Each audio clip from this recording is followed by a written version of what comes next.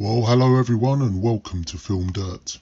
Earlier today I revisited a wonderful film from back in 1982, the story of an alien travelling through space to Earth. What film could that be? Yes, of course, it's E.T. the Extraterrestrial. I love to come back to this Spielberg classic every few years or so. It's one of those genuinely magical films. Now, in other reviews I've done on this channel, I've sometimes been asked which version of that film I watched for the review. And I get it, it's important. Sometimes a particular version of a film does significantly change the narrative and the overall story sometimes. A couple of films that come to mind: Blade Runner, of course Superman 2, also Batman v Superman, and Alien 3. Both of those were significantly better in their extended releases. So today's viewing of E.T., I did not see the 20th anniversary cut. You know, the tweaked one where there was some CG enhancements, guns turned into radios and a more animated E.T. puppet. I still haven't seen that one in full to this day. I've seen the newest 4K remaster of the original theatrical classic. A film in my mind that never really needed tweaking. I think the version that we got way back in '82 was perfect as it is. In 4K it looks absolutely fantastic. It still looks like an old film. They haven't overdone any grain removal. It just looks great. All those magical moments we remember from back then are perfectly preserved. And with the edited 20th anniversary version, Spielberg, I believe, has since apologised for making all those changes. It was probably something that sounded a good idea at the time, and I think the temptation is always there to tweak things with computer effects, as George Lucas no doubt told him about. Really a terrible decision, and I'm glad that he's since come out and said the actual definitive version of E.T. is the theatrical cut from '82. Now, as I said earlier, I have only seen that version in part. I was quite disappointed by the clips I saw. The movement of the puppet just looked really bad, even more rubbery than it did before. Now, the way I always saw that puppet and why it worked so well was, to me in my mind, it kind of reminded me of a pet dog.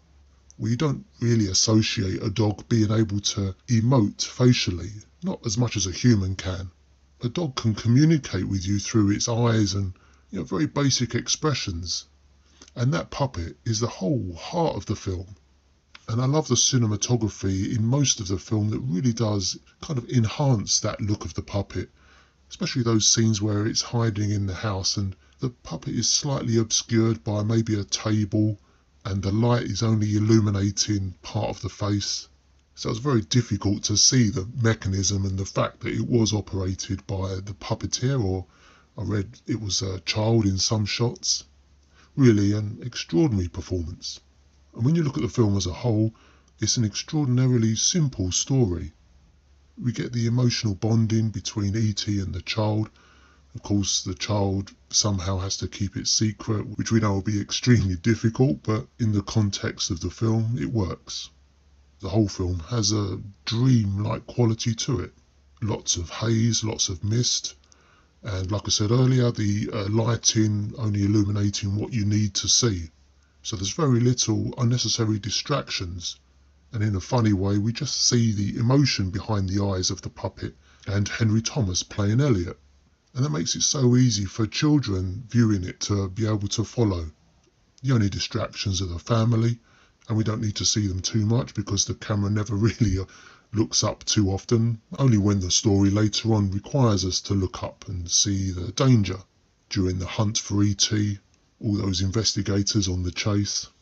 And it's just a wonderful story that both adults and children can enjoy together, as I did today. And you do have to forgive it for some parts, like being able to hide E.T. in the house and you never question it.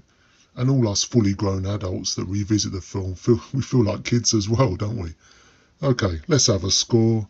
Of course it's 5 stars. I can't think of any reason why it wouldn't be. It's one of those really important films from one of the best filmmakers out there, probably in his prime at this point. and I don't recall anyone ever complaining about the quality of the puppet or the animation that they built into it, which I think is completely perfect as it is. Within moments you forget that it's a puppet, and even that it was made so long ago, back in '82. Any slight issues with compositing, completely forgotten about, because the story and the emotion is so strong. So, is this possibly Spielberg's best? I reviewed Jewel a short while ago. I absolutely love that film as well. Different kind of film, obviously. But his early career, for me, I think produced a bit more magic. In addition to Close Encounters of the Third Kind, his output throughout the 70s and 80s was fantastic. And with that, I'm going to thank you for joining me for this little look back at ET. And of course, join me again for next time. Hit like and subscribe, and speak soon. All the best to you. Take care.